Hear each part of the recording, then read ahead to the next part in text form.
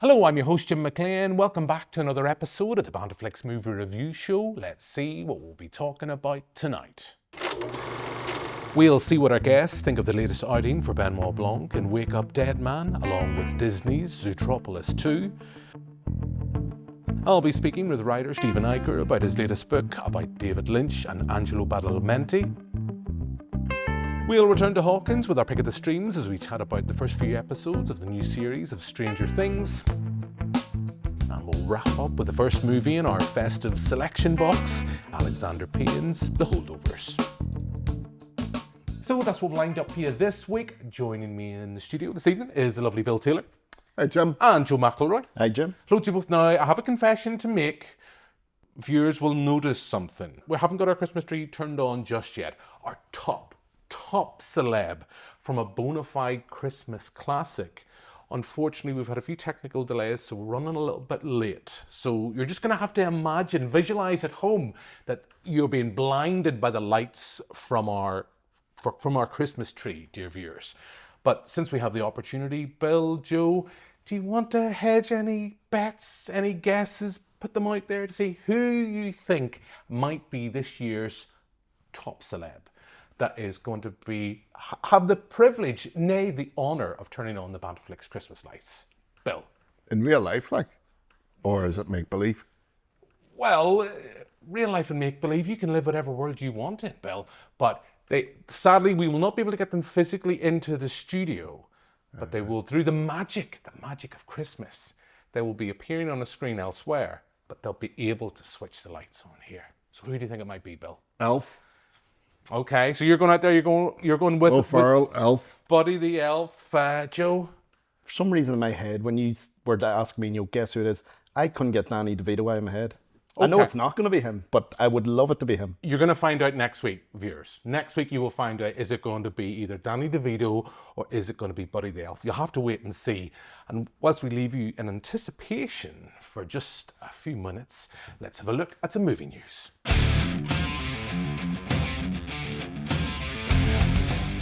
Hello from Ghostbusters Northern Ireland. We've got a festive mission for all Ghostbusters across the UK and Ireland. We're creating a Christmas video together, one that shows all of the groups united, spreading cheer and Ghostbuster spirit. So this is the plan. You receive the trap from your left, you give your Christmas message, pass the trap down your group or do it yourself solo, and then pass it out through the right hand side, and it'll look like the trap is passing across the whole of the UK and Ireland. It's a simple, fun and brilliant way to connect all of our groups and solo busters in one simple festive Ghostbusters video. So grab your gear, get your trap ready and send us in your clips. Together we create a massive Ghostbusters video to say Merry Christmas from everybody across the UK, Ireland and maybe even further afield. Ghostbusters, ahoy!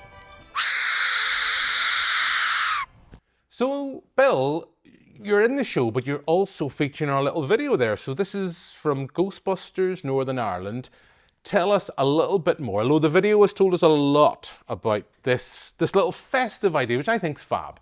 Tell us a little bit more about Pass the Trap. We essentially wanted to spread a little festive cheer through the UK and Ireland and say a nice Merry Christmas between all of the groups by passing the trap. Since we put out our initial video, which you've all seen, boys and girls, we've been in contact with Ghostbusters franchises and solo busters across the whole world. I mean, you're talking Europe, America, Asia, Australia, waiting to hear back from the moon and Mars. We're pretty sure it's going to happen. Fingers crossed. But yeah, it's been really well received, and it's just a simple idea of passing a ghost trap between videos just to say Merry Christmas to each other, because we know it's that time of year can be a wee bit difficult for people, but we're hoping to spread a little bit of happiness. Spread a little joy with a ghost trap. Bill, of course, you're on brand. Joe, you saw the video. You're starting to feel festive. I know he has to make up for the fact that our own Christmas lights haven't been turned on just yet, but has this cheered you up? Well, I know, like when I put up the Hans Gruber advent calendar the other day, it didn't quite do it for me, but then watching that video and, things are bit sad in the world right now. So a bit of festive cheer is what we all need. And I think something like that there is a great idea to sort of get people going with that sort of sentiment. Now, Joe, you've got a nice little segue into what I wanted to mention just before we move on to the first of this week's reviews. The BBFC, the British Board of Film Classification, has done a survey of the entire UK public on that great debate that has divided families at Christmas dinner. Is Die Hard a Christmas movie? And depressingly, because people know BANTERFLIX, our thoughts, they've come back saying that 44% of those asked do not think that Die Hard is a Christmas movie. 38% think it is, the rest just don't care. That's literally that they've said, they don't care. You're someone, I know you've got your little Hans Gruber, as you've mentioned, your Hans Gruber festive advent calendar. So clearly you disagree with the UK public. Oh, wholeheartedly. Like, I know people are sort of wrapped around the idea, oh, it's just a big action film, just happens to take place at Christmas. You take out the action elements and you look at the core of the story. It's about a man trying to reconnect with his family, and he does it by killing a lot of terrorists from Germany. As we know, it is not Christmas until Hans Gruber has fallen from Nakatomi Plaza. So clearly at BANTERFLIX, we disagree massively with the BBFC. But Christmas, we've a bit of time yet to go. As I say, our Christmas lights will be switched on next week. Let's move on and talk about some movies.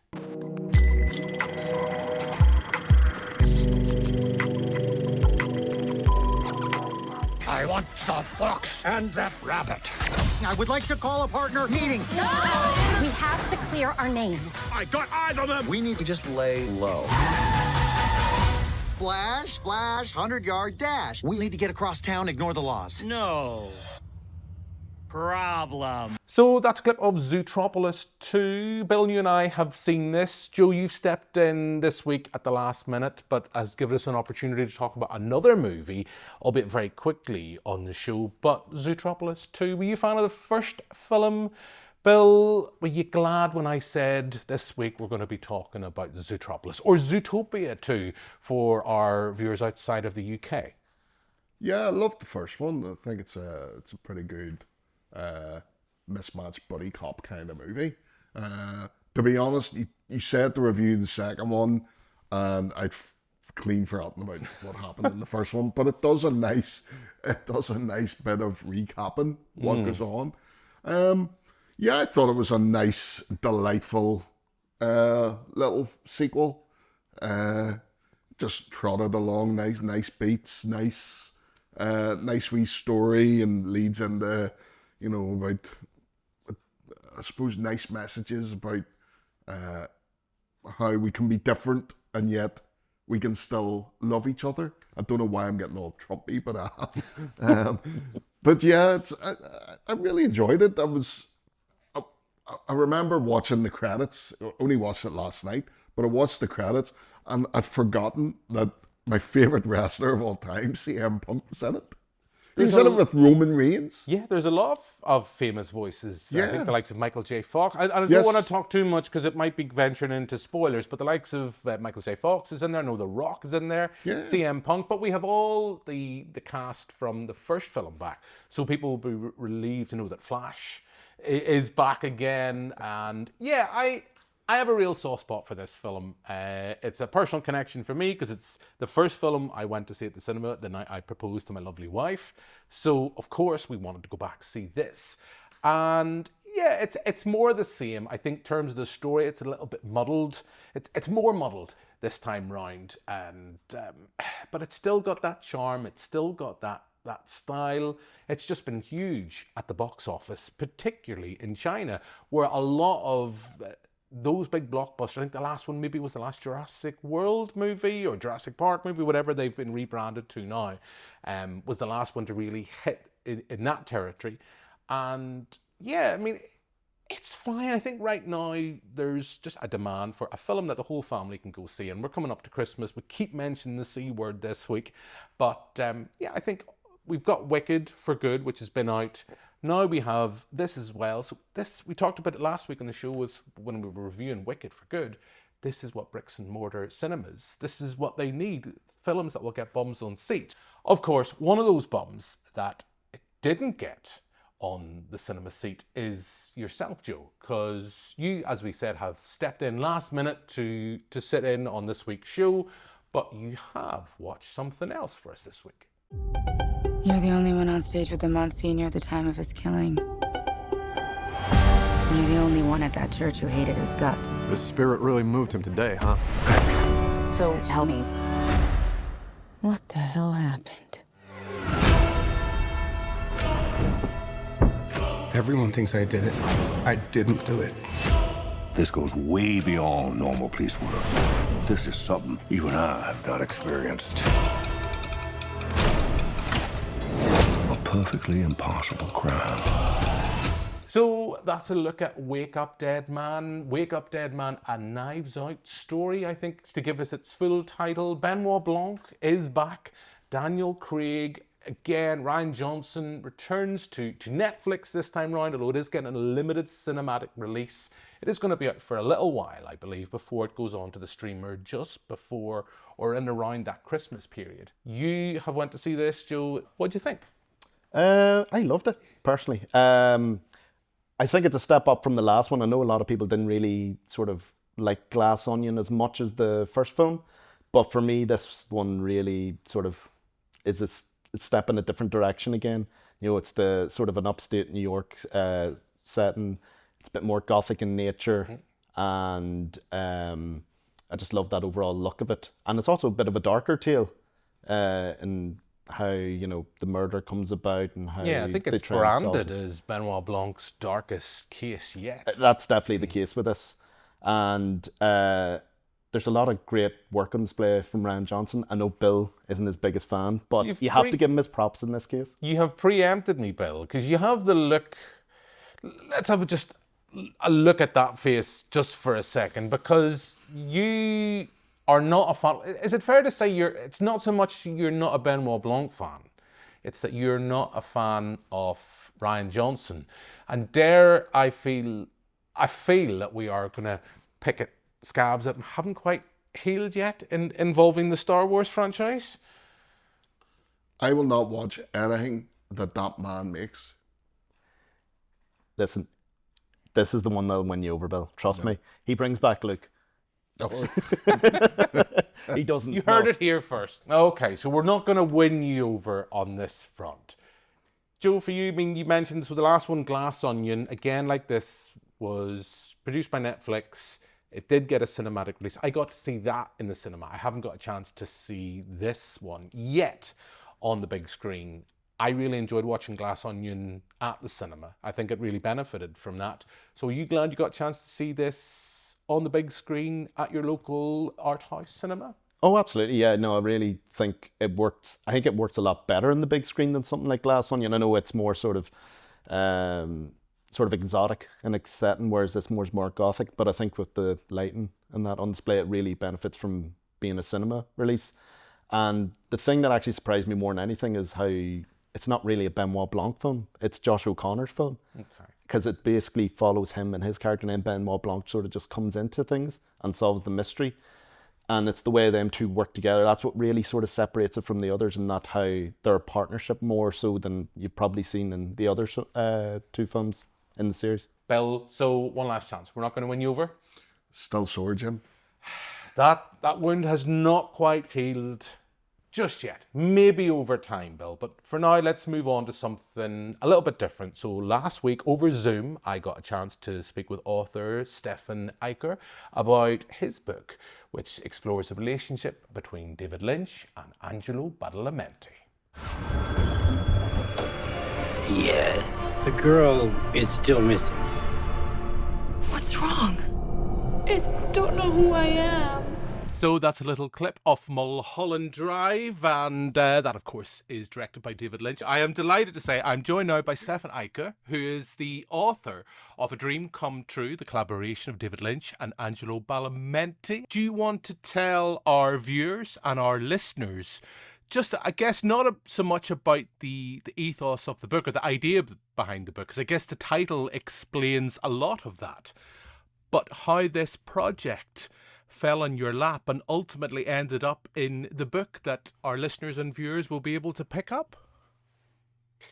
Yeah, it's weird that maybe it's not so weird, but every book that I write at some point develops a life of its own and becomes something completely different from what I had wanted it to be in the first place. So I hadn't planned on writing a book about David Lynch and Angelo Badalamenti. I had planned to write a book about several film directors and their composers and to focus on maybe half a dozen of composer-director relationships. And I think during COVID, I started working on the book. And I started working on the part about David Lynch and Angelo Badalamenti. And within a few weeks, I had 50 pages of rough draft. And I thought, okay, so this will have to be a book by itself. It really wouldn't do their relationship justice by condensing this incredibly dense, rich work into one chapter of merely 50 pages. So that's how it happened, essentially. I think Angelo we lost in 2022. David Lynch, was it? I've lost it. Was it last year? Yeah, January last year or this year? I couldn't remember. It was the end of last year or this year. So I guess these projects began before they had both passed. I'm just trying to get a track of my time. So I guess there will be added emotion into that. It certainly hit me emotionally. I did know that Angelo was not well when I was writing it, and I'd reached out to him to ask for yet another interview. And I wanted to do an informal interview on the phone because to have it more free-flowing, that could spark some ideas in my head that lead to new questions. And Angelo was very, very kind and responded via email. And he suggested, rather than doing a phone interview, that I could send him some questions, and he would record his answers into a dictaphone or into his iPhone and send the recording. But I couldn't nail it down to specific questions that I could simply send over. That it wasn't something I could do, nor frankly was it something that I wanted to do. With David, it was quite similar in that I had interviewed him in 2010 or 2011. I would have quite liked to speak with him again, and his assistant informed me that he wasn't available for interviews when I reached out to him. And again, that was fine with me because there was such a wealth of material out there that I thought, well, fine. It would have been nice, but it's not essential for my work to continue. So I continued it, and I knew he wasn't well. And when it was announced in January 2025 that he'd passed, it was very sad, but again, not a surprise. And the night before, I wrote this in the introduction to my book, I had a dream about David passing on into another world. And again, I'm not a particularly spiritual person, or I'm not a spiritual person at all, I would say. But it was a prophetic dream that I had.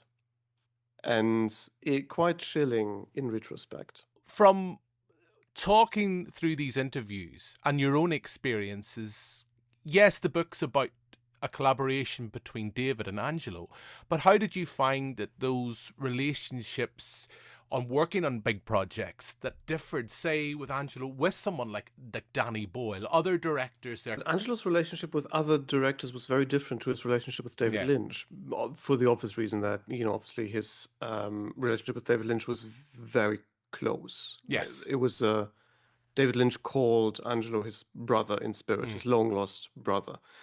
And the way Angelo would work with David is they would sit next to each other, as you probably know, on a bench in front of the Fender Rhodes, and David would conjure up images in his mind, and he would describe these images to Angelo, and Angelo would then improvise on his Fender Rhodes music that was inspired by what David had just said. And then his improvisation would lead to more words from David. So it was action and reaction, constantly back and forth. And that would take hours and hours and hours. And every note would be recorded on a tape. And oftentimes David would then use that recording on set, because more often than not, they started working on the project before the film had been shot. So David would play the music on set. The actors could move to the music. So the music would already influence the camera movements, the look of the actors, everything. That wasn't the case with most of the other directors that Angelo worked with. However, he did something similar with the Joel Schumacher film called Cousins, where Angelo also wrote the music before the film had been shot. But most often, the relationship of Angelo and other directors would be more traditional, whereas Angelo would receive scenes of the film and Angelo would then develop music based on the images that had already been shot and that the film would already be in editing. Where can people who've listened to this, who've watched this, where can people find out more about you? And more importantly, where can they get their hands on this lovely book? Bloomsbury, who's my publisher, and on their homepage, the book's called A Dream Come True. It's also available on Amazon. If you're in the UK, it's available from Waterstones. It's available everywhere, essentially. And all there's good information bookshops.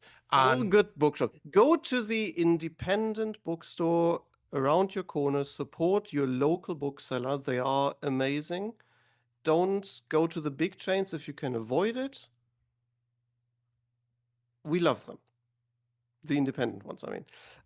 And the information about me is primarily, I guess, the main source is my homepage, which is the authorized quasi-digital biography, stephaneicke.com. Brilliant. Stephan, it has been a real pleasure chatting to you this evening. It's been lovely. Thank you so much. So that's my interview with Stephan, talking about A Dream Come True. And as we said, that book is available all good bookstores, so check it out. Great Christmas present. There we go again. Another reference to the C word this week. So on that note, let's move on to this week's Pick of the Streams. We find Vecna and we end this once and for all. Together.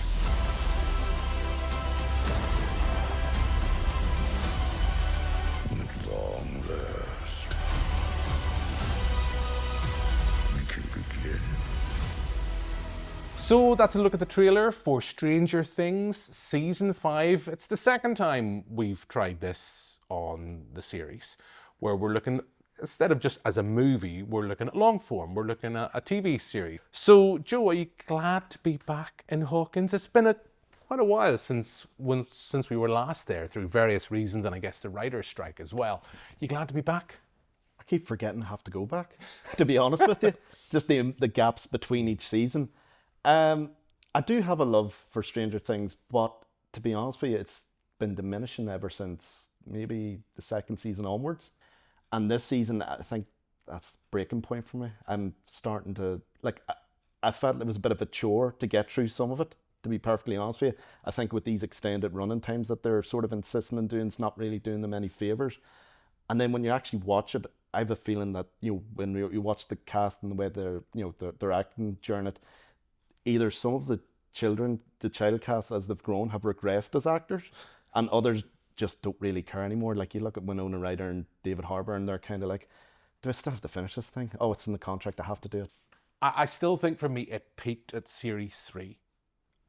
When you're going to have, the never-ending story, theme being sung out, that for me was peak Stranger Things. And I love that series. I think since then, it's fine. And it's more a case of, I think you alluded to this, Joe, I've started, so I'll finish. So we're going to see this through to the end. I think the finale drops on the 1st of January. So Bill, so you were very upset we talked about Ryan Johnson and Wake Up Dead Man. So are you finding yourself in a happier place talking about Stranger Things and Hawkins? Yeah, I'm glad it's back. It's fantastic.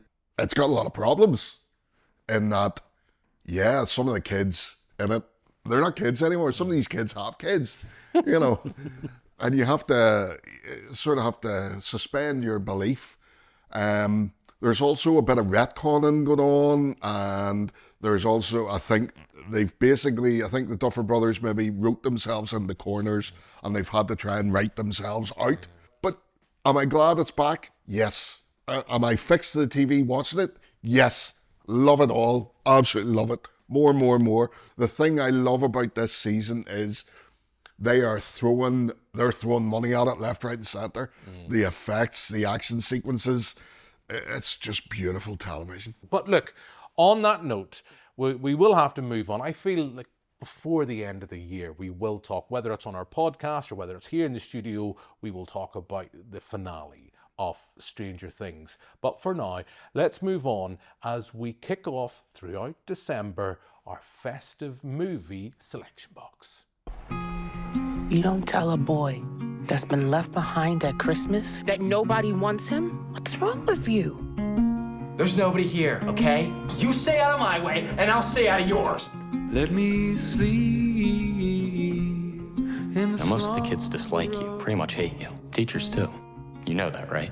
I find the world a bitter and complicated place, and it seems to feel the same way about me. I think you and I have this in common. Okay, so that's a look at Alexander Payne's The Holdovers. Joe, I remember you were a big fan of this when it was released at cinemas. We missed it here in the UK at Christmas time. I think it was out just after that. Was it maybe January or February? Paul Giamatti, Alexander Payne, it's just a lovely film. And I rewatched it for the show. I forgot how much I love The Holdovers. Genuinely, I think if anything from this week's episode, if you haven't seen The Holdovers, it is available on Netflix. You can also pick it up other VODs. If you really want, you can pick it up on DVD or Blu-ray. But are you a fan of The Holdovers? Is it worthy for you to be in our festive selection box, Joe? I was going to say there, I think it's the perfect way to kick off the festive selection box for me. When I seen it, like you said, back in January, I think it was 2024, instantly it was like, this is a Christmas classic. If Cillian Murphy wasn't in Oppenheimer that year, Paul Giamatti would have been an absolute walk for the Oscar because he's superb. It's probably the best performance he's ever given. It's just a lovely film, genuinely lovely film. And watching it again was just a joy. So yes, I think if anybody has not seen this, I would recommend it. So Bill, we are pretty much out of time. We're nearly out of time. The Holdovers. Had you seen this when it was released in cinemas? Had you seen it before we asked you to watch it? I was aware of it, but I never watched it. And I have to say, Jim, I did not like this film. Okay. I loved it. It was such a good... I love films like that. It reminded me very much in the same vein of the likes of Breakfast Club and a wee bit of Scent of a Woman as well. With less hoo-ha, Al Pacino. Hoo-ha. It was nice. It was like these three people, it was a lot more to start with, but these three people are forced to spend time with each other over what could be a particularly difficult time if you're not with family and friends. And they just bounce off each other so well. The thing that really struck out, that really sort of appealed to me, was the humour. I didn't stop laughing. It was just whether it was something slapsticky or whether it was something ironic or something sarcastic, dialogue or something happening oh yeah, that would happen to me kind of thing, It was just, I thought it was really charming.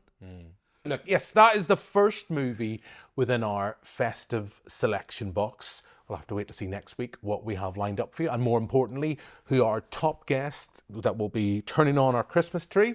But we are out of time, so all that's left for me to do now is thank my guests here in the studio. So thank you very much, Bill. Cheers, Jim. Thank you very much, Joe. Thanks, Jim. Thanks very much for watching at home. We'll be back next week with another episode. But for now, until then, goodbye.